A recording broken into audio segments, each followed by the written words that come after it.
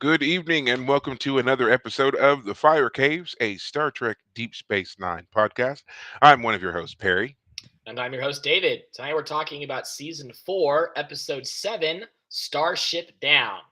Before we continue, you can find us on Twitter, Facebook, Spotify, Apple Podcasts, and YouTube as The Fire Caves, a Star Trek Deep Space Nine podcast. That is correct. And as we say every single week, you should find us and follow us and let us know what you think. Are we doing a great job? Are you doing a horrible job? I'm not saying that what you say is going to in any way impact what we do. Just say it. You should let us know. It'd be fun. So as David said, yes, we are talking about season 4, episode 7. That's episode 7. I know that if you are looking at any other particular lists, Wikipedia, Memory Alpha, whatever, they have separated them slightly different. Just keep in mind, the first episode of season 4 was a two-parter. That's why the numbering is off. But this is episode 7 for our count, and for the real count, it is episode 7. So just bear that in mind as we move forward. Um, so Starship Down, great episode. We're going to jump right into it here in a minute. But Yeah. of course, as always, like to catch up with David here. You know, we don't always talk throughout the week. So, David, how was your week? Kind of a little slow at work a little bit. Today was a busy day, actually.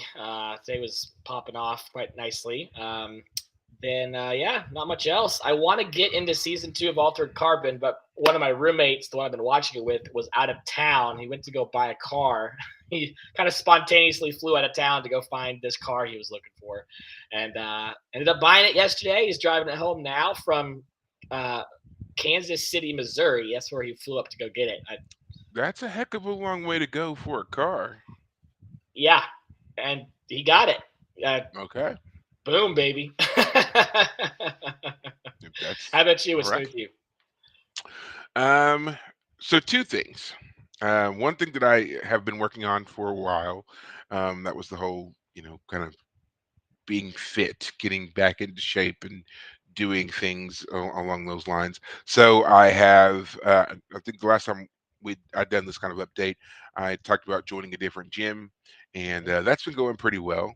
Right. And now what I am focusing on is trying to compete, not win, but compete in one of those strongman competitions. I think that it would be very Oh, interesting to do just to see, what I can do. So I met some individuals who do that. There's like a group that they basically, there's a lot of, like, I guess you consider them like mini competitions or whatever, right? And you just, okay. this is where you would go, and again, for people who are just starting out and you just kind of get into the atmosphere of doing it and everything else, this is where you would go, and you kind of start doing a circuit where you train for these things and you go to different competitions and you compete, you place, you can move on, you can whatever. And that's what I'm going to do, at least for a little while. I just want to see what it's like, see what I can do with it, Right. and really kind of push myself. There's a person that I've been following along for a while now who, he started doing this when he was about my age. He's 54 now and still competing, Wow. and looks fantastic. He's a heck of a lot stronger than I am, and I have to admit, I'm jealous. Like, I'm jealous of the fact that he is so much older than me, but I mean, he can do so much more. And so, Right. yeah, my goal is to surpass him quickly, you Right. know. But while that's a goal, I understand that, it's going to take a lot. But I enjoy the fact that I'll be able to compete and be physically fit doing it. It's great. Um, That's cool. so yeah, so that kicks off tomorrow, my first official day where we do weigh-ins and talk about workouts and diet plans and all that other kind of stuff. That's tomorrow, and then Monday is my first day of actual workouts. So I may be dead next week. I don't know. We'll see.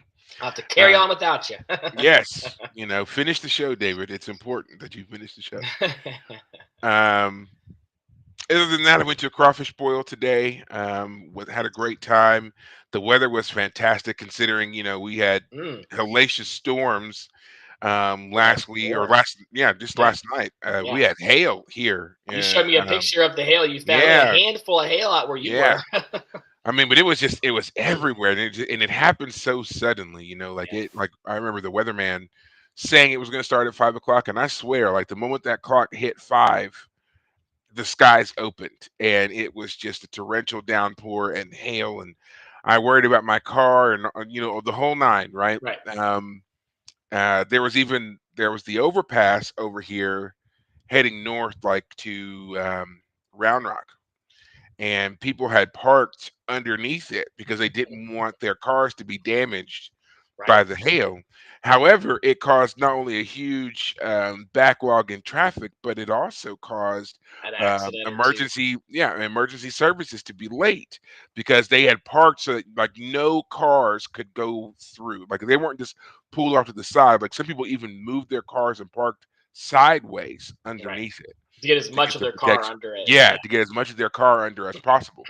And it was a mess. So yeah. Other than that, I've been trying to not, you know, kill myself with with with crazy things. So, and it's Ah, going quite well. glad you haven't died Yes. yet. Other than, like I said, the crawfish boil though it was great. The weather was really nice. We had a nice breeze. We had a nice turnout of people. Right. Good food, good music. I don't know how everybody else feels about crawfish in general. I'm not the biggest fan because it seems to me like every time that anybody uses crawfish, it's only ever in crawfish boils and it's always very spicy to me. Right. I know some people really enjoy that. In fact, there were people who were like intentionally waiting until towards the end because I guess a lot of the spice sinks down in the Right. boil. Hmm. And so they wanted to get that last bit that comes up that's super spicy. That was not for me. I guess I'm a wuss. I can't handle majorly spicy things. I like a touch of spice with stuff. I have my sriracha. I keep it on hand for things, but not like that. But so I was definitely one of the people eating in the first batch, and it was great. I loved every bit of that. But Right. the harder stuff came out, I was just like, yeah, I'll have at it. Um, Surprise fan of spicy crawfish, my daughter.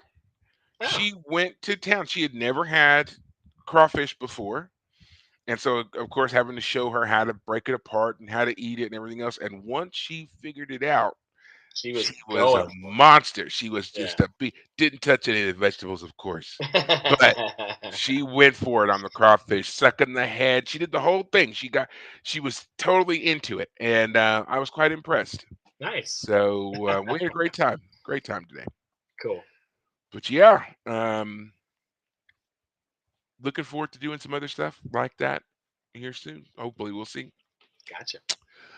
But we're not here to talk about crawfish and Nope. other So craziness. I'm sure that Cisco would have a lot to say about Oh crawfish. man, he would. He's a New Orleans man. He would Yeah. love. I'd love to pick his brain on other ways to prepare crawfish. We were talking about it today, and it's just like, what are some other ways that you can prepare crawfish in a meal? And I found all out about etouffee and everything else, but I just something else. Is there some other way to do it? Right. We'll see. I might look that up and do like a crawfish night or something. I don't Right. know. But no, well, Cisco would be a fan. That is not what we're here to talk about. Nope. We're here to talk about this great episode, a Hmm. return kind of to the overall arc of Deep Space Nine, um, Yes. and return to the fact that Cisco is the emissary. Something we haven't really focused on much for a Yeah, while. that's So yeah, true. kind of a Yeah. return to a couple of things here. So, but before we get into all that, David, would you like to give the summation, or do you want me to do it? I'm happy to I mean, do I it. I rocked it last week. I was All of it. fantastic. All of 2 seconds worth. Yeah, I'll do this one. Sorry, my voice is a little scratchy, but hopefully that's not a problem for everybody. All right. So in this episode, the Defiant has the crew on it minus Odo. He's the only one who's not of our main cast here on the ship today, um, and they are out in the Gamma Quadrant to help settle some trade agreements between the Federation and the Karama. Right? Karma, yeah, the Karma Karma, excuse people. me. They are an alien race in the Gamma Quadrant with their main representative, Hannock. Hannock? Hannock, Hannock? yes. Okay. The Dominion has not allowed the Karma to have direct relationships or direct trading relationships with the Federation. So the um, Ferengi and the Quark are acting as an intermediary representative. And as you can imagine, that means that Quark has been ripping everyone off left and right. And so part of the reason we're having these negotiations is because Quark, as the Ferengi representative, has been creating trouble for everybody. Um, However, as you can imagine, being in the Gamma Quadrant, they're having to keep an eye out for Jim-Hadar, and some Jim-Hadar ships show up. And so the Karama ship that had been taking Hanek to come meet the Defiant, that ship is being attacked by the Jim-Hadar. Obviously, they're making an example of the Karama, the Jim-Hadar are making an example of the Karama ship and saying, like, basically, you can't trade with the Federation. They're trying to make an example of them. And so they chase that ship into the atmosphere of a planet to try and escape. The Karma ship has gone into the atmosphere. The Defiant is not necessarily meant to go into atmosphere, but Cisco, being one of the people who helped create the Defiant, decides, hey, I think the ship can handle it, and we're not going to let these people be killed by the Jim-Hadar, so we're going to go after them. Mm-hmm. That causes problems because, unfortunately, the atmosphere is quite dense around this planet, and when they are attacked by the Jim-Hadar, they start taking some pretty heavy damage to the point that one section of the ship loses its structure, and it's gonna collapse or whatever it is, and so Jadzia and some others go down to try and stop the fluoride atmosphere getting into the ship. Fluorine. However, they're only narrowly able to do that to fix the thing they need to fix before the bulkhead collapses in that part of the ship. And so Dr. Bashir stays back to help save Jadzia from the loss of atmosphere on the ship as the bulkhead collapses. So they are stuck together in freezing temperatures in a part of the ship that can no longer be accessed or heard on communications. Part of the reason for that is because during an attack by the Jim-Hadar on the Defiant, they are very badly damaged. The Defiant is very badly damaged. The bridge is very badly damaged. Cisco is knocked unconscious, and names. Worf. There we go. Worf. I was gonna say. My gosh, Worf. Worf is the one who's still up. Kira stays with Cisco and tries to keep him awake because he has a concussion, and so she talks about stories about Bajoran. She gives Bajoran stories to keep Cisco awake, and she kind of bonds with him a bit because this episode being about the emissary, the point is that part of the reason they're on this mission altogether is that Cisco didn't want to be a part of a celebration back on Bajor for the emissary. He kind of was using this mission, or at least Kira thinks so, as an excuse to not go to this celebration, this anniversary party of the emissary. Which she's sad about because she takes him seriously as the emissary. She takes her religious beliefs seriously, and so here is the emissary in her hands, almost dying. She has to make decisions about his medical care because Bashir is not available, and the bridge has been destroyed. People have died on the bridge. Meanwhile, Worf goes down to Ops, where O'Brien, engineering, to keep track of the damage to the ship. O'Brien and his crew of engineers are doing what they can to keep the ship working. He has two subordinates down there that O'Brien is working with. And when Worf goes down there to take control, he's just kind of short. He's I need this done, and I need it done now, and I don't want excuses. I don't want pushback. I need things done now. And so O'Brien tells him, hey, he pulls him aside at one point and says, hey, these guys are good at what they do. Just give them a chance to work and prove themselves. Just give them a break. And Worf learns to do that, and those guys are able to help create a weapon that they use to finally defeat the Jim Hadar ships, and they're able to save the Karama ambassadors' people on that ship. Um, the ambassador, I should mention, is stuck with Quark in a part of the ship that gets hit by a torpedo that doesn't go off. And it turns out that torpedo was sold by the Karama to the Jim Hadar. So he has some knowledge about how to dearm it. And Quark talks to him about, hey, part of the whole beauty of trade and negotiating is the risk and reward, the gambling aspect of it. And he basically proves that to this representative through the whole taking a part of this, torpedo that hasn't blown Mm, up. They have to make a 50-50 chance decision about which part of the torpedo to pull out, because if they choose wrong, it'll blow up, but if they choose right, it'll disarm it. And so, of course, Quark pulls it out, is successful. So everyone goes back to the station, and the Karma representative plays some Dabo because he's learned to be more willing to gamble because of Quark's suggestion, and he, of course, wins big to Quark's disappointment and also pleasure, because that means that the guy's getting it now. So yeah, I think that's. Oh, we should say that Jadzia and Bashir get to talk about their relationship while they're isolated mhm. in the damaged part of the ship, and how apparently Dr. Bashir had some fantasies early on of the two of them being stuck in a situation like this, so he could have her alone.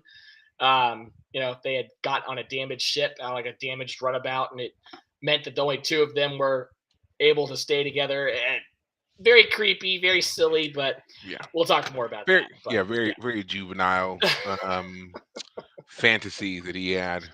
And yeah, we'll get to that in a minute because I had some thoughts on that too about mainly the man just didn't take the hint. Actually, you know what? We're here. We'll start with that. we'll start with that. Yeah, might as well. Like he says that he had these fantasies about her, and it then she asks him about him. She even calls him out on the fact that it's a very unusual fantasy to have. And he says, "Well, it seemed like it would be the only way that you would spend time with me." So Right, it's like, okay, so then take the hint, man. She doesn't want to spend time with you. right. If the best thing you can come up with is scenarios where you guys are on deserted islands or locked away in a Yes. shuttle and it's only the two of you and you have to use your bodies for warmth. Okay, come on, man. Like again, read the room, right? And she Yeah, even says, like you came on so strong, you didn't give me a chance to get to get know to know you, you. and it's like, once she did get to know him and relaxed on him a little bit, she, was interested, but now his feelings have changed. So it's kind of Right, like, hey, subtle nod to all you dudes out there who are like hardcore pursuing certain women. right, Maybe the reason you haven't been so successful is because you are hardcore pursuing them. Perhaps, right, slow down, right, try to get to know them. I right. mean, who knows? You might get to know them and find out they're a horrible person. It happens, it happens. Or like in this case, you might establish a genuine friendship with somebody and there's no need for anything Right, else. right. So Yeah, just saying, and it makes you a better person. right, That's one thing we can talk about here as well with Julian. He seems like he's just more comfortable. Remember how nervous he was when we watched him in season 1? He was always so jittery and always talking so much and everything else. Now he's much calmer. He's much more right. stable. He's Um matured for sure. yeah, Yeah. definitely. He's not the naive boyish doctor who was saying things that were pissing people off left and right and not realizing he was doing it. Now, I mean, he's much more personable Right, than he was the last 2 3 seasons. So and Jadzia has changed too. We've learned a lot about her. We've seen her come through some things as well, and now they have this really great friendship that they get to, rely on here. right, So I enjoyed that little bit between them, the gentle teasing, the explanations between the two of them about kind of where they stood with each other, and then watching that play out later on the episode where she rescues him from Morn's incessant talking that's about right. himself and his family and That she man, the scoops him out. chatterbox. Every time we see him Absolutely. on screen, he is talking, talking, talking. Yeah, it's amazing. I mean, Screen Actors Guild really hasn't come after that guy at all for his lines. But yeah, but other than that, of course, next thing I want to turn to is Cisco and being the emissary. And so we only hear a little bit of this in passing. I just wanted to go over that really quick here. So Kira is offered some snacks or whatever by Jadzia when they're on the bridge. They're in the back section of the bridge and they're sitting there. And she offers them to Kira. Kira turns them down and says she's fasting because it is Hamara. Hamara is the name of the Bajoran festival that celebrates um, Arrival of the the emissary. emissary, the arrival of the emissary, the gift of the emissary to the Bajoran people from the prophets. Apparently, there was a huge festival, and there were lights and parties and dancing and singing and all this stuff on Bajor. And Cisco said, "Nope, we're not going. We're gonna go do drills with the with the Karma in the Gamma Quadrant instead." Right. So why I like to talk about this is because it's an interesting concept of maintaining this kind of distance from essentially deification, if we can extend that term here a little bit. You know, I can't think of anything in other contemporary fictions that have had people essentially, yes, elevated to this kind of godlike status over a whole group of people. And Cisco coming from not just from Earth and human background and all that, but being a part of Starfleet, it's very much frowned upon for Starfleet officers to impose themselves in another culture's religion. We Right. see this, even Picard tried to stay away from this in Next Generation. So it's just obviously it's a big no-no. And even when Starfleet finds out about Cisco's kind of appointment to this very special position and of influence and power here for the Bajoran people, they questioned whether or not to keep him in his role. So this is not something that Starfleet has been comfortable with. So perhaps Ben is doing a twofold service here. I mean, he's already uncomfortable, but he's also protecting his job because I think if the Federation found out that he was maybe indulging in his emissary status, they probably would have removed him from the Yeah. position. It's a good point. Yeah. I like to think about, because it's like from Starfleet and from what we've seen of Starfleet, them encountering unusual aliens and beings with different abilities and so forth is almost commonplace. Right. The Starship captain is kind of expected to be able to handle themselves and not elevate themselves whenever these things happen. So yeah, I could see Starfleet being like, wait a minute, we sent him to the Bajoran sector and now he's basically a god. Let's pull him before this becomes a problem. Yes. Let's get him out of there before that sticks, Right. right? Yeah. So, but what are your thoughts? What do you think? Do you think that Ben's doing the right thing here, staying away, or should he kind of use his position a little bit more to get what he ultimately wants? Which again, the goal here was to bring Bajor into the fold, to bring Bajor into Starfleet, into the Right. Federation. I would put it this way: Benjamin Sisko wouldn't be Benjamin Sisko, and he wouldn't even be the emissary if he wasn't the type to be humble about this type of stuff and not be all up in it. Cisco is not the type, and it's a good thing that he's not the type to go, I have this power and authority. I'm going to go use it up in an attempt to manipulate Bajoran government society. Um, he is the emissary because he is not the type to abuse the position. If he was the type to abuse it, he wouldn't be the emissary, and vice versa.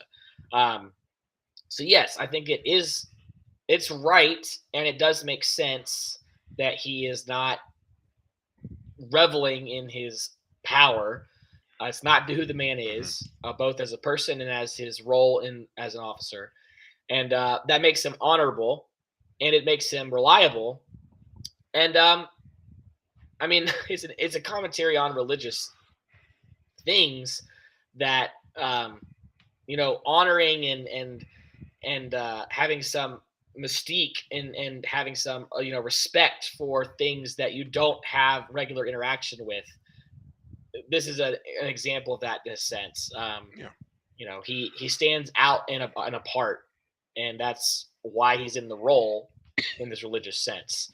Um, So yeah, So would you say that this is kind of like an idealized view of a religious leader to a degree? Because he's not imposing any particular rule or edict over the people, even though they've given him this title. He did not seek out being the emissary. He true. doesn't really consider himself the emissary. Yes, he made contact with the prophets, the wormhole aliens, whatever you want to call them. But Yeah, the Bajorans came up with that title and bestowed it upon him. And right, since that time, he hasn't done anything to like he's not walking around in ceremonial garb and vestments and whatever, and he's not making grand decrees from his office saying, the emissary says you gotta, stop wearing your earrings and get to work and join the federation immediately. He's not right. he's not doing any of that. um but but what he does allow for, it seems anyway, is for people to um I guess accept that he's just a man, Yeah, and to not view him as anything particularly special. And he doesn't um yeah, he doesn't go out and give like ministering to the sick and poor and whatever, and he's not in a church behind a pulpit or doing any of that stuff either. um but I guess, yeah, I guess my original question is, would this be kind of like an idealized version of a uh, not necessarily a religious leader, but maybe like a secular leader, like somebody who doesn't make you worship them, but because of their deeds, their actions, their words, you can see why they are respected, revered, and right. looked to for leadership. Well, I guess what I'd say is there's a parallel in the Bible. The book of Judges is called Judges because during the period when the Israelites first move into what was called Canaan at the time, is there's a succession of leaders that come up who lead the nation in times of crisis. And they are a range of good and bad. Some of them are okay. Most of them are pretty flawed people. They they make a lot of mistakes. Let me put it that way. So, as a comparison, the reason Ben Cisco is good in his role as the emissary because the emissary, it's like a divine protector. He is a protector from the gods in the sense that he is ordained. But on the realistic secular level, he's like any other military figure defending his posts, and Hmm. he's good at it. That's why he's a good guy and a good character. Not because, let me put it this way: the religious aspect does not define Cisco, which is why it's Correct. awkward for him. That's Yeah. not what defines him.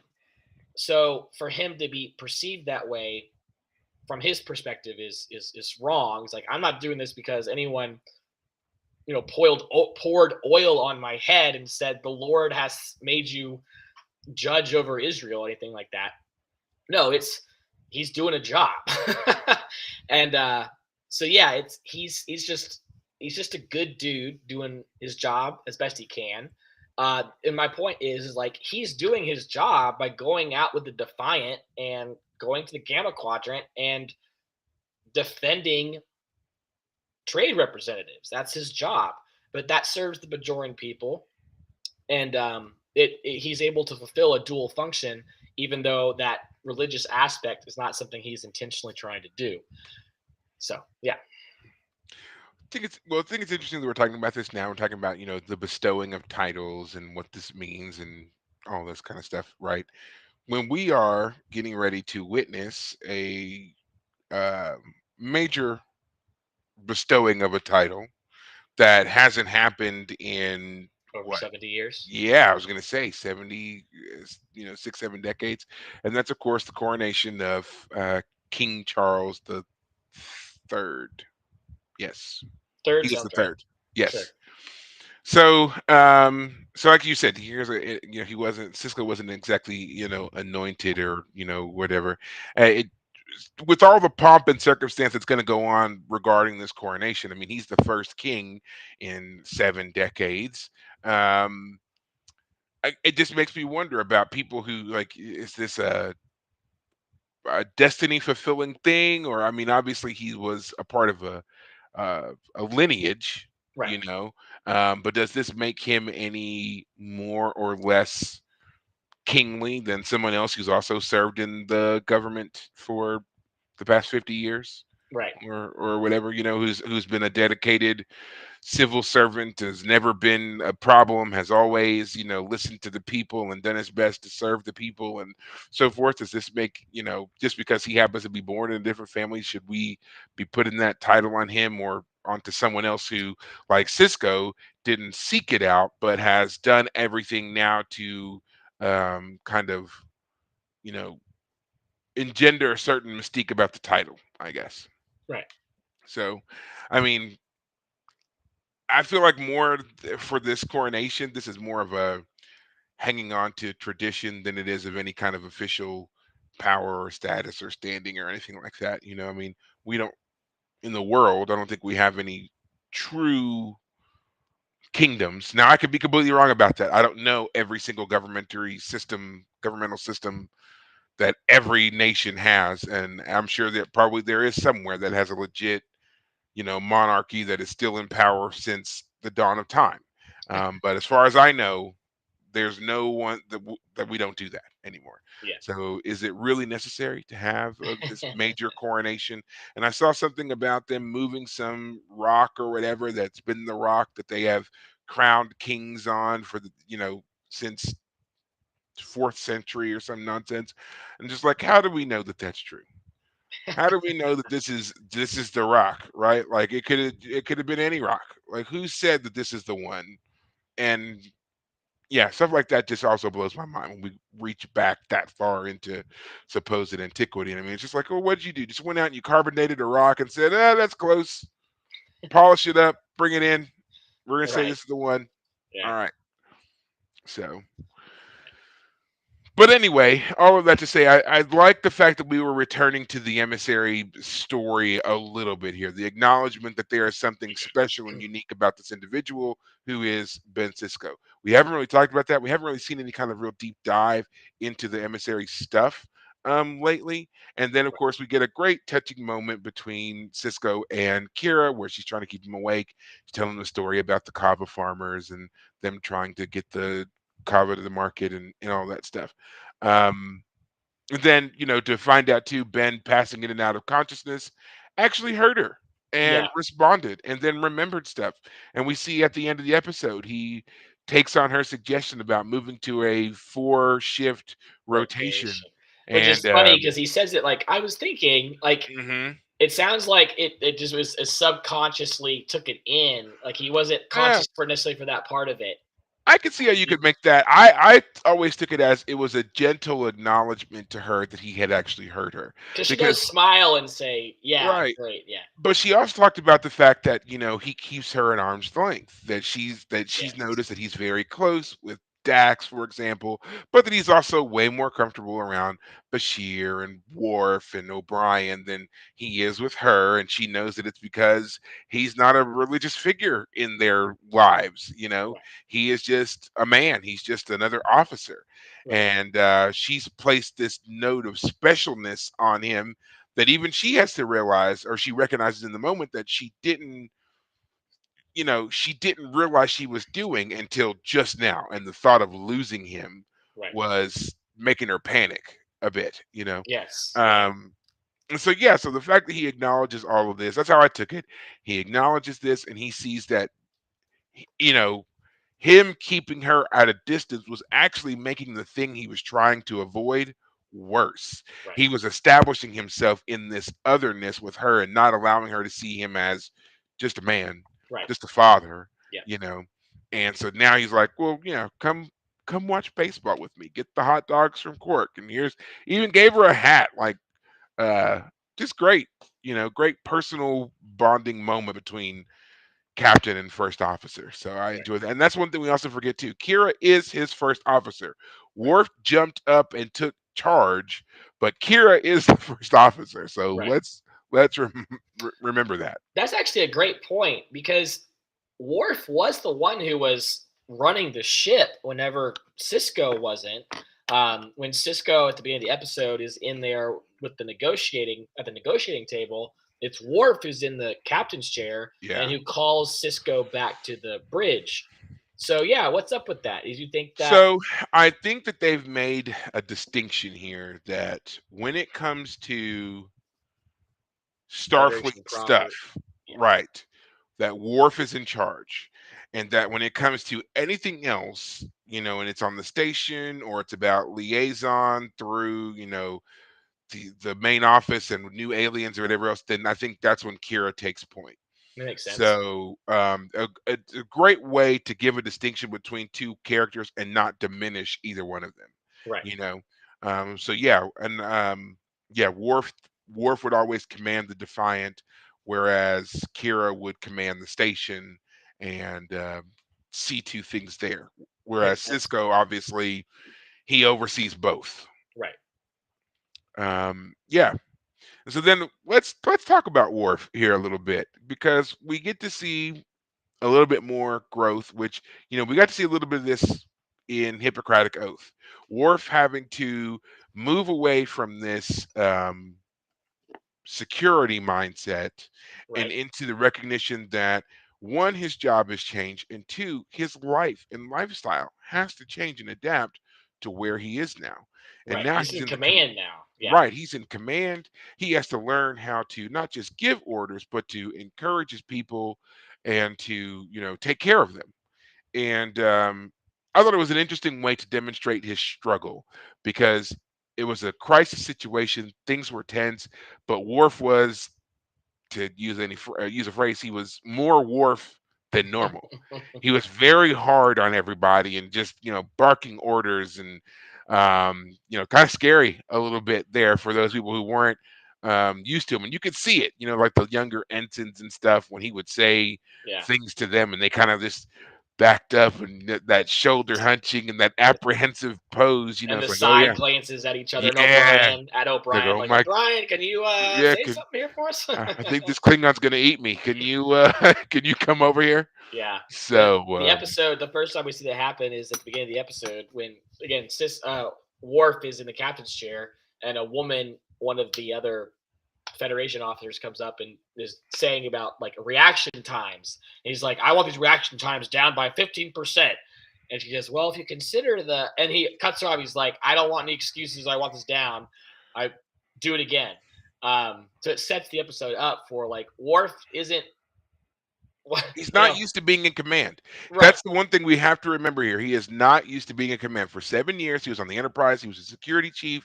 He took orders from pretty much everybody, Picard, Riker, and then when Deanna became a commander, she could right. also give him orders as well. So most of the bridge staff could Dr. give Crusher, if Worf she needed to. right. Yeah, Most of the bridge staff could give Worf orders, and now all of a sudden he's in a position where he is issuing them. And he seems like an ideal fit. He seems like on paper he would make a good commanding officer, but that's kind of the point here. It's to break down the fact that while he knows what to do, he definitely has the training. He doesn't have that experience of actually leading people and taking care of your officers and your personnel below you.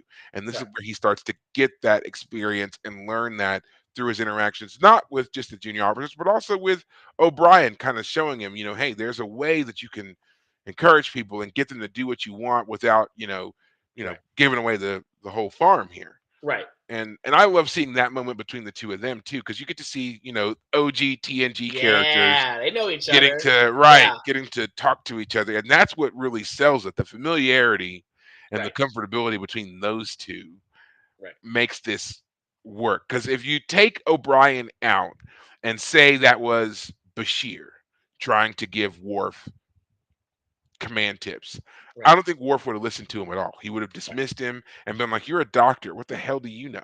Right? right. And then even with Well, it and coming from O'Brien is in charge of the text that he has trouble with yes. later on too. So Hmm. O'Brien already has an insight into how to motivate them. Yeah. Right. But then if it's also like if this had been Cisco trying to guide Worf, I do think that he would have listened, but there would have been a bit of a distance there because Worf is, you know, that's his commanding officer, Right. and so the advice would have been seen more as of lecturing, I think. Right. Whereas with O'Brien, it's more conversational. Right. These are friends Right. talking to each other, people who've known each other well for a very long time, who have a certain comfortability about them. And we even see that at the end when they're in Quark's bar and O'Brien and Worf are sitting together having a drink after all Yeah. this has Yeah. gone down. So definitely that familiarity between the two of them was kind of a key um, uh, ingredient here to making these scenes work and making us realize again, Worf is very different. And it's not just about him being from a different show or a different ship, however you want to look at it in the universe or whatever, but he's just a different kind of individual. Right. And having to adjust himself to these guys is his learning curve. Right. Yeah, it's really interesting. This episode, by the halfway point, turns into what, at least four different pairings of people. We have Hmm. Bashir and Dax. We have Cisco and Kira. We have O'Brien and Worf, and then we have Quark and what is Hannock. yeah. And I mentioned this to you before we started recording. I recognized James Cromwell's voice Yes, you behind did. that Yes, makeup. you did. It's a James. classic voice, and even though all the makeup totally obscures who's behind there, his voice just stands out, and it was So lovely to hear him. Yeah, go so ahead. before I tell you his Trek connection, what do you know James Cromwell from? The one thing I know him best from, the one that just stands out the most in my mind, is I Robot with Will Smith. I love that movie. I watched a YouTube Yes. video lately where the this someone, and I like this guy's stuff, but he was saying he didn't like the movie I Robot because, as he points out in his video, which was a good video, the movie I Robot is actually not at all related to the Isaac Asimov I Robot. It is a totally unique and different thing. And so this guy was pointing out that the I Robot movie, he doesn't like it, and that's one of the reasons why. I disagree. I love I Robot. I think it's a great movie. It's a classic Will Smith, and Cromwell here is a crucial part of the plot because he's the one whose death initiates the plot. We have to investigate his murder. Who's it? A robot that killed him. Anyway, so that's the thing I know him best from. Though I know I've seen him in other stuff. Tell me more. What about Cromwell? So the Trek connection. James Cromwell has been in Star Trek a lot as a guest Really? star. He Oh, was actually in a couple of episodes of The Next Generation. He was in the episode where what was it? The people have modified their soldiers to be like super soldiers, and then they okay. fought the war, and then once the war was over they were like, okay, we don't need you anymore, so they placed them all into a penal colony that was on like their moon, and one of Okay. them escapes and runs amok on the Enterprise Is that the hunted? for a bit. Yes. Okay. Yes. I'm looking And at it so right now. James Cromwell was the administrator or something like that of that society. Prime And Minister Nayrock. I think I yes. remember this one the more I'm looking at it. Yeah, keep going. Yes. And so so that was his first appearance in uh Next Generation. He later appears in Next Generation in an episode where Worf he gets word that his father may be alive still. And so he goes up on this mission to try and find his father, and he ends up running into a Uridian trader, smuggler, or something like that, who tells him where to go. And he helps Worf get to the colony where these Klingons were living basically in like secret exile or whatever. It was the episode was called Birthright. Right. And Worf goes, turns out his father is not there, but he does discover that there are several Klingons who are living here as like They used to be prisoners of the Romulans, but then eventually they just kind of like formed their own society Yeah. with the Romulans, and some of them had even married Romulans and had Romulan children. Right. And eventually, Worf convinces them to let the children go, but the parents stay in their exile Right. because honor and Klingon society wouldn't have allowed them to return.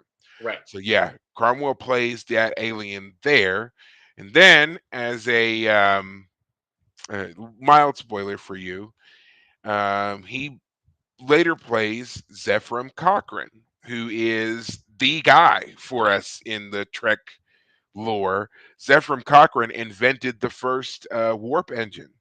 And because of his warp engine, we meet the Vulcans for the first time, and thus kicks off the union that would eventually lead to Starfleet and the Federation and so forth. So Okay. he gets to play, yeah, he plays Zephram Cochrane.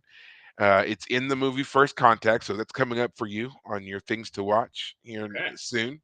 And so you'll get to see him again. And that's the only bit I'm going to tell you about it because it's a great movie. Great movie, First Contact. But yeah, he plays Zephram Cochrane in that movie, and then he reprises the role of Zephram Cochrane in Star Trek Enterprise, and he's in the very first episode as again a much older Zephram Cochrane in that Oh. episode.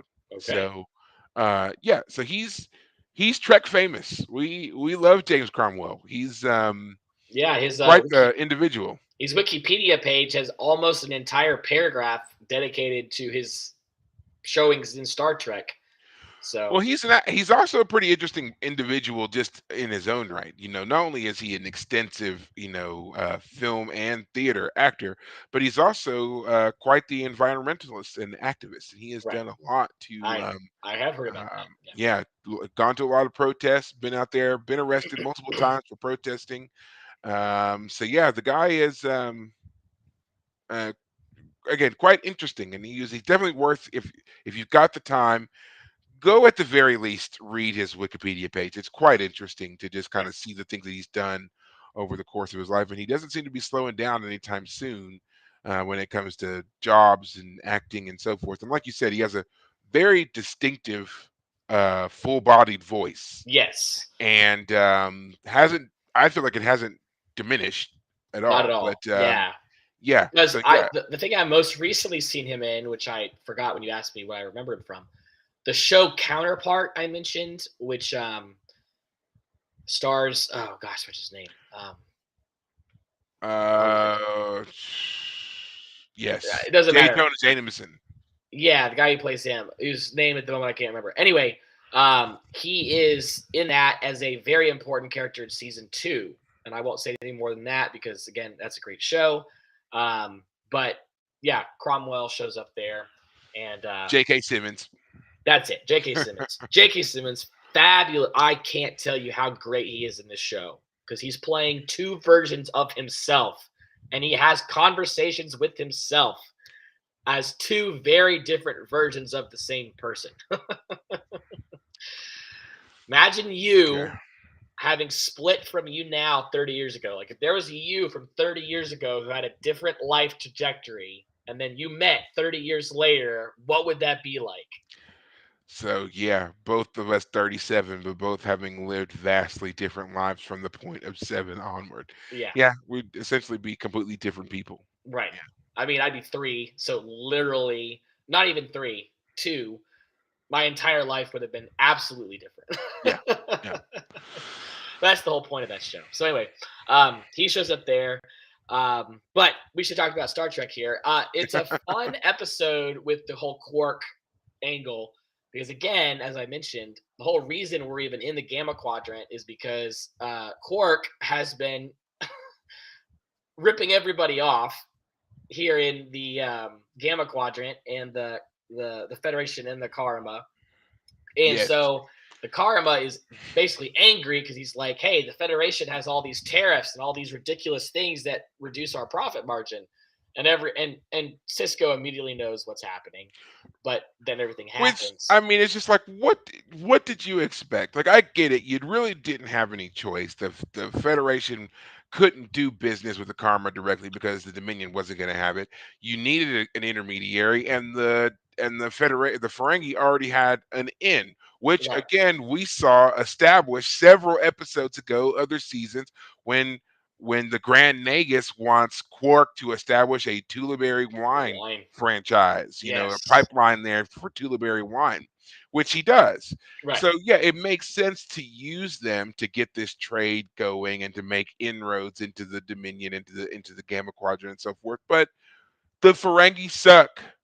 They're schemers, they're right. stealers, they're swindlers and thieves. And Quark breaks it down really well and almost makes it sound, poetic with the way he talks about the need for a little bit of greed, a little sleaze. You got to have some of Yeah, that in there. Otherwise, as he says, it's just barter. yeah. Like that's such a bad You're thing, you trying know? to find out how much you can get away with. Yes, and you got to assume the other guy is doing the same thing. So Right, it's all about who can out scheme, outmaneuver the other person right, first or the best, right, you know. right. And Cork has really kind of made this his bread and butter here. It's not so much the whatever it is, the merchandise you're trying to sell. It's the deal you can strike with it. What can you truly get out of this? Right. I have to applaud his brazen adding of taxes, fines, and levies to a contract that the Federation was going to review at some point. He's got them 4% tax for scanning for in, Foundlings. founders, yeah, Yeah, founders. Yep, sorry, foundlings. That's what for changeling smugglers. He's got there you go. another tax for the Tarkalian sheep herders. And if I'm There's not I love mistaken, how when he says it, Quark just sits there. He says, "You gotta really care for them. You you gotta." got to understand hardworking people. You got to feel for them. And Shut does up, he Quark. say right? Does he say another one about Bajoran war orphans? Like, or maybe I Yeah. remember. I thought there was a one in No, there about no, not there being this like a episode. little donation about. They say it so often. I just it makes me feel bad every time I hear it brought up Yeah. because we know there are legit war orphans, and this man Yes. is using it in his schemes to get Right. more people's money. It's so bad. Well, Oh it's funny that man, you Quark, mentioned the whole Federation looking over the contract because he says to the guy to what Karam, what is it? Hannock of the Hannock, Karma. sorry. Hannock. He says to Hannock, dude, I got the Federation paying all kinds of things. Like I'm ripping them off left and right. And so I thought I could get away with it with you too. But you're better than them. So I respect you, which is, why he starts talking about why you should be more risky. Um, and But it then makes me think back, is he really pulling one over on the Federation, or does the Federation just not care? Because if I remember correctly, there was a time when Cisco called him out on the fact that they hadn't charged him right. for anything. And they were like, yeah, if you don't want your bill to suddenly come due, you're going to do as we say. So it's kind of, I think that's how it goes for them. It's just like we majorly look the other way, but Yes. mainly because when we need you, you show up. So Right. don't mess Well, up a good thing. and the Federation apparently doesn't even need money. So, they're operating in a cashless society. The Ferengi, that's all they care about. So the Ferengi might think they're getting one over on the Federation, but as far as the Federation might be concerned, that's not something they worry about. Um, So you yeah, know, who would come out on top in a situation like that when you live in a society that does not need any source of money, currency, income, or whatever, right, versus a society that seems to totally revolve around having it. right, From the standpoint of those that it revolves around having it, it would seem like they are dealing with people who have no concept of money. Therefore, telling them how much things cost is a gold mine for you because they're gonna pay it. If they right, want what it is that you're trying to sell them, they're gonna come up with a way to pay it. right. And they just don't understand the concept of money. So they're just you could be getting them hand over fist here for things that shouldn't cost even a third of that. Right. But for the other side, I feel like there's also a possibility that they could be coming out ahead because in a society where you do not, where not only do you not need money, but you really don't have a true concept of money, then that means that coming up with the raw materials to buy whatever it is that you're trying to get Right. is probably very easy. So it's not a big deal for them to go Right. out and get diamonds to trade or rubies to trade or Well, I mean, whatever. my whole thought is that if you have a replicator, yes, things on the replicator might not be as authentic as otherwise, but if it is effectively as good as the real thing, you could get away with a lot on some level. Right. And Yeah. that's kind of the whole point of replicators. I mean, is that they can make everything. Right. Like there are very few elements that they can't replicate, that they can't reproduce, Right. and those tend to be more exotic ones found in the far flung reaches of other people's society. It Right. seems like, especially if you want to take into the consideration that initially the replicator was built in the Federation in Starfleet. This again, a Starfleet replicator. By and large, that means that whatever minerals, materials, resources are found in the Federation, that thing can replicate precisely. Right. So if they need gold to make wiring, they can replicate gold. If Right. they need diamonds to make, I don't know, circuitry or whatever in the hell, they can make diamonds. Right. So again, if they go to a society that values gold, that values diamonds, that values the things, they can just push a button and out it comes. Exactly. Which, of You know. course, brings up the great question of, I mean, the Ferengi have access to replicators. We know that Quark has replicators. So, what is the distinction for Quark? So What? on that, I know the answer. So if you dig into it a bit, they always talk about gold pressed latinum. Right. So the thing that is the true value is latinum because latinum is so unique and its properties are so in flux or whatever that latinum cannot be replicated, and there's only a finite Got it. amount of latinum. So when they get the latinum, they suspend it in a mixture of gold and they press it into bars. That's Right. why gold pressed latinum bars. And then they cut them into different lengths and sizes, and those each denote different things. So you can get a full on bar, like it looks like a gold bar, but Yeah. there's latinum in it, and then you have the little chips and strips and little Right. chunks and whatever else. So it's different, So but that's the that's the thing. I've never really asked you to explain the Latinum before, but But yes, that's that what it makes is. sense. And And that that will has to be it. There, yeah. anything of value has to, on some level, be limited in its amount, which is Yes. why inflation is always a problem. Because if you have too much of a thing, then it devalues the other things that already exist, etc. So what I'm always curious about is, yes, the Federation doesn't need money like the Ferengi seem to value it, but that they must still somehow find a way to make the relationship work, unless the Ferengi are Yes. still so alien to the Federation in the sense of like they are not integrated. The Federation and the Ferengi are still not united in They're their not. They're very much so yeah, they may share the same sector of space and that being, the Alpha Quadrant, but they are not affiliated like that. There are right, various peace treaties and things like that, but the Ferengi Alliance is not a part of the Federation. But the right. Federation has enough member worlds that finding Latinum is not difficult for them. That would So make when it sense. comes to them needing to trade with the Ferengi for whatever reason, they have a way of getting latinum and getting Right, it to the Ferengi. right, But that's how that works. But then they also supply so many other things too. The Federation is so good at, they have ships available for stuff. They've got plenty of materials, resources, and everything else. Plus, they've got like the best techs. Like everybody is very impressed with the Starfleet Corps of Engineers. They're just top notch. These guys are great. So it's like if and it's even a joke, whenever people get trapped or whatever, and somebody finds out that someone is a Starfleet officer or was even a former Starfleet officer. They're like, well, I mean, you were in Starfleet. Why can't you whip us up or whatever the hell to get out of here or to signal our escape or whatever it is? They're kind of like, the MacGyvers of I the gotta Star Trek say, yeah, generation or the Star Trek universe. Yeah, you want a Starfleet officer somewhere with you because they yeah, have this basic skill set that they all come with. possess, yeah, What a world to live in. You don't need money. You don't need money. All of your needs are taken care of, and you're trained so that in a majority of situations, you are the handy one. yeah, You are the one to have. So yeah, I think I could go with that. I could go with that kind of society. right, Everybody has a base level of knowledge that makes you useful almost anywhere. right, Okay. yeah, yeah, yeah.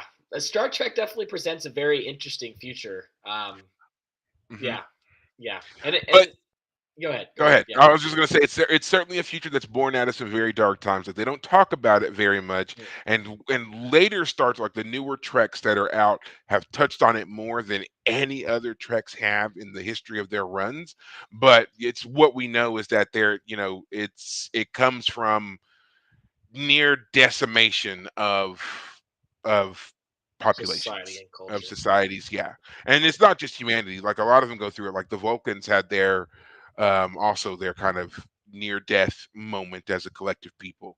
It seems to be the thing that makes them realize we need to rethink things is right, the fact that they're brought to the brink of extinction by their own actions. So right, but yeah, right. uh, hate that dark part, but love the stuff that comes after.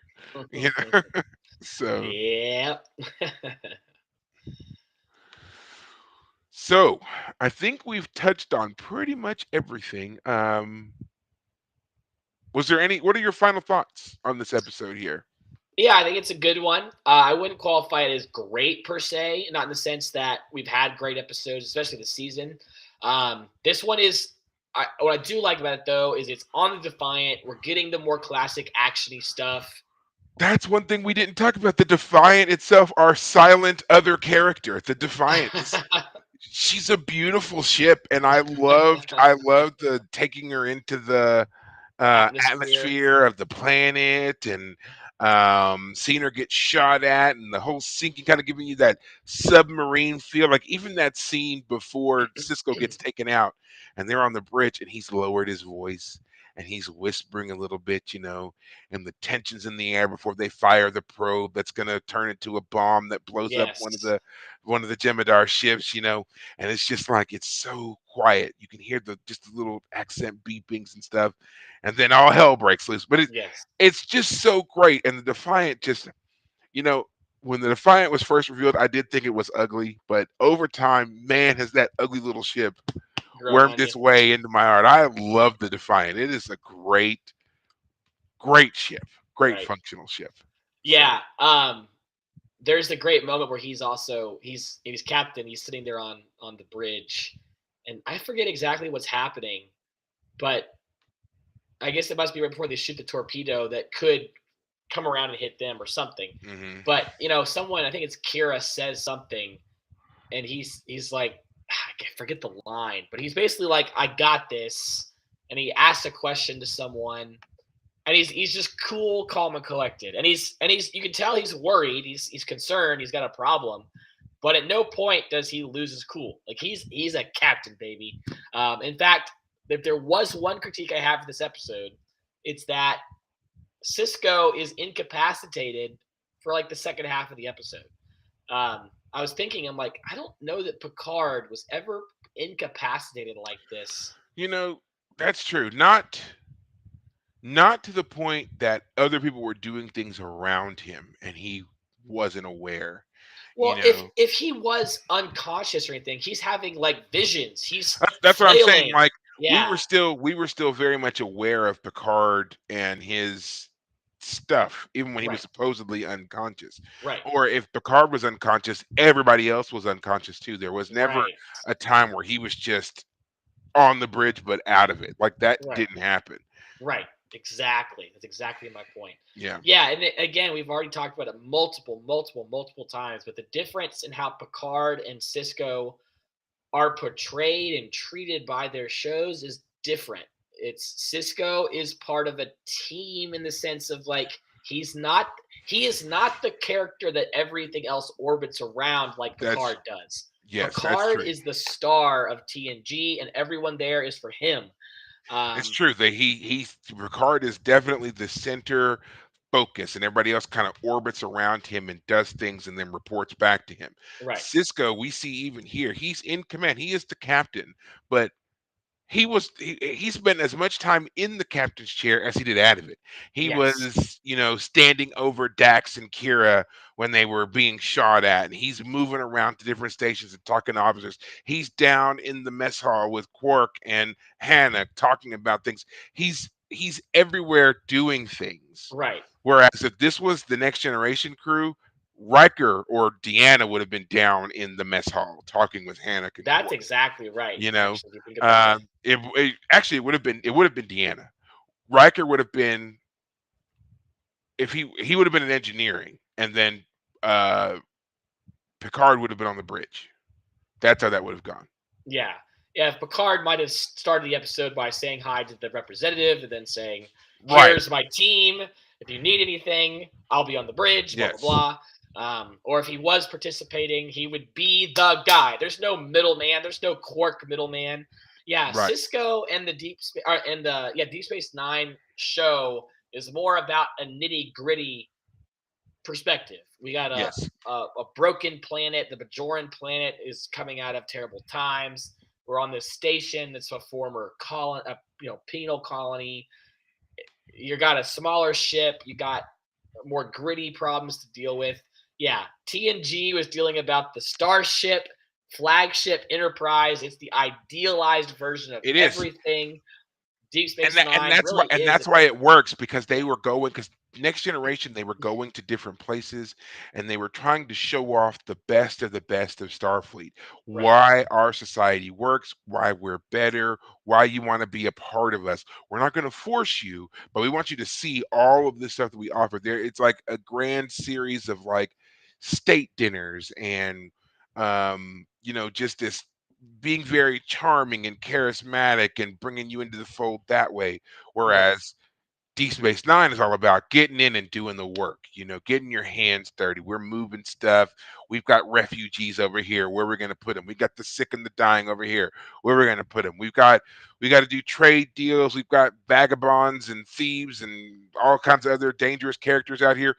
How are you going to handle it? They need somebody who can quickly jump around. I think that if you transpose the characters, I think that both shows would have ended up being mutually boring right, because Picard is way too much of the grand statesman right. that it would have been boring to watch him just do a series of It's interesting that you negotiating bring that meetings. up and talking about the emissary because I think Picard would have grabbed the mantle of emissary to some level. Okay, He I would could see have, that. It would have fit him more. He would have been more used to I guess the regality of it. yes, exactly. He would have gone to the to the party, Hamara the ceremony. ceremony, Yes, he not would not because have he's missed it. not because he's an a-hole and he's like, yeah, worship me, I'm amazing, but to like, yes, I am here Mhm. to respect Yes. your I beliefs. respect your culture. I I respect your beliefs. Even if I don't personally believe in any of that, I'm not going to in any way Yes. insinuate that I don't have anything but the highest of respect for you and your people. And I'm here to be seen, not because I necessarily need to be seen because I'm Picard and I'm still a great guy, but because you want to see me. Right. You want Yeah. to see me. This is important to you. I am Yes. here to show you that I respect that. Yeah. That would have been Picard for sure. Yes. Absolutely. Yes. Um yeah, absolutely. Yeah. It's fun talking like this, Yeah, imagining no, what this is great. inverse. I think that like the moment where in the next generation where they run into the Romulans for the first time after it had been like 100 years or whatever since seeing them, Mhm. and the Romulan ship decloaks and tries to threaten the Enterprise and everything else. If that was Cisco, Cisco would have definitely fired on them. Like I feel that 100% he would have fired on them. It has just been like they because they were threatening the Enterprise, and Yeah. Picard was trying to be all smooth about it and whatever else. But Right. I just feel like. Cisco would have been like, "You're not going to threaten me. Like, Right. you asked your questions? Do you want? What do you want? You ready to throw down? You ready to go? Yeah. Because if you want to go, we'll go. Like Yeah. that's how I pick up on Cisco. To me, it's like I'm not necessarily going to start it, but I'm ready. I just want Yeah. you to know Yeah. I'm ready. If I have So to throw the first punch just to make sure that I get a punch in, yeah, Cisco comes off a little bit like that for yeah, sure. But yeah, going back to my critique, the only critique I have this episode is I feel like Cisco, because the rest of the episode is about these pairings of characters as they're trying to deal with their personal situations. mm, Every other character is working through their relationships as a pair. But Cisco and Kira, their relationship is being worked out by the fact that he's incapacitated, and Kira has to accept that and work yes, through her issues of whether or not Cisco is alive or not. Like the moment where she has to use the hypo spray on him is a big deal. And mm, I liked I when he responds to that, he kind of comes out of it a little bit. He says, "What happened?" And she says, "What?" And he's like, to the farmers." Like he's still out of it a bit. He's not come back from his injury yet, but he's still there enough to have heard her story and to tell her to continue.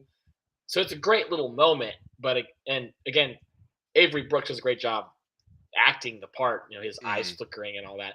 But I just feel I'm just kind of sad at times that Cisco, by being more of a team player, means that as a character he kind of gets downgraded a bit compared to Picard. He is a team yeah. player, and that shows out in the rest of the story how it plays out. So Well, I will say that some of that will, my only again allusion there to the future. Some of that does change. Like I said, this is a great episode to kind of get us back on track to the fact that we do have a story arc that we're working with, ah, and we're getting there. We're getting really into this kind of complex story, and it's interesting because I'm recognizing now that there are subtle parts of it that have been a part of everything that we've watched so far. But as I said, a long time ago, season 4 is really where a lot of this stuff picks up and right, explodes on us, and we get a lot. And then it kind of just carries through for the rest of the show. But when we right, get there, there will be a time where we're reflecting, and we'll be, I'll be like, you remember when we did this and we talked about this, and there was, and then you'll see the chain, and it's great. And I think that's why Deep Space Nine has always come out on top for me as my favorite of the Treks, because they do such a great job of subtly telling you a story that by the time you realize that you're, in that you truly are in the middle of it, it's completely snuck up on you. So, but we're gonna get there. yeah. But I do think that's going to be it, unless you have anything else that you would like to add about this episode. Nope, I think I said my piece. Okay. Well, I do think this is not a skippable episode. I think you do need to watch this episode for the development of the relationships, for how things change, and also to kind of remind yourself of just who everybody is. And of course, Right, we get to see some growth of Worf. So you need to appreciate that. yeah. Um, this is the first week that there was no new Trek in a while. You forgot to mention how Picard ended last week. I'll do it now. I'll just say that it was fantastic. It was absolutely wonderful. I loved the ending. There was a critique somebody threw out about the ships and the way that the ships move, and because back in the day we never saw the ships move this way, so why they do that now? And it's like, because that's how the ships can move. All right, they they the ships could always move that way. We were just limited by technology. That's Right. why we didn't see it, and now we can see it, and it was beautiful. It was absolutely wonderful. It was great to see some old faces come back for some things. Um, Great send off for the crew, and I do believe this will be the only time that when it comes out, I will buy the DVD, Blu-ray, whatever the hell it is when it finally releases Right. for this third season of Picard, because I've heard already that there are so many wonderful, wonderful, great extras Mm, that have been added, and I want to see it. There's one scene in particular where even the director was talking about how it just everything was working out so well, and it was the end, but they didn't want it to end, so they just kept filming and had a great time. Right. So to that end, I do want to talk about there's this thing that you can check out, and it is basically the Star Trek Virtual Museum, and it allows you to tour the various bridges of the Enterprise, all this stuff, right? Virtual Okay. reality, and it shows the breakdown of the ships and even the ones that are kind of in between that were never actually seen on air. Okay, that was my point there. Right. Um, and you can go and watch these right now on I think there's a couple of them that are on YouTube, and there's even a few that were done that were for like kind of some in between things of Next Gen and Picard, and they're great. As soon as the show was over, they put out a link, and I was able to watch several of them. And man, they just made you like I don't know. It's like I was ready for the show. I was ready for that movie to continue. It was great. There's Okay. even one that features Spock, and all I'm going to say on that one is, this is a warning. That is not Spock. And I don't mean that to be disparaging. I'm just saying that when you look at it, it's not Spock. All right, don't let him fool you. But no, but it's also not CGI. It's just a person who looks really, really, really close. So don't freak out when you watch it and think, "How did they do this? When did they film it before Nimoy died?" All that they didn't. It's just not him. It's just somebody who looks damn close, and it's Makeup could do a creepy. lot. Yeah, there's that too, but it's also unnerving. Like because I freaked for a second, and I was like, okay, and I looked it up, but yeah, it's uncanny how Wow. close this man looks like Leonard Nimoy. Okay. So go check it out. You can find all the links on Paramount Plus with all the Picard stuff. It's all still there. Go check them out. Even if you don't want to look at the Spock thing, you can look at how they recreated certain other ships, like the original Enterprise and all that. And it's great, great layout stuff. So go take a look and Okay. have a good time. All right. So, with that being said, tune in next week when we are watching the episode Little Green Men. Mm. Not going to talk about what I think of that episode. Obviously, I don't want to spoil it for David, but Little Green Men, go tune in, watch that, come back, and we will be here to talk with you on that one next week. Until then, take care of yourselves. Thanks, guys.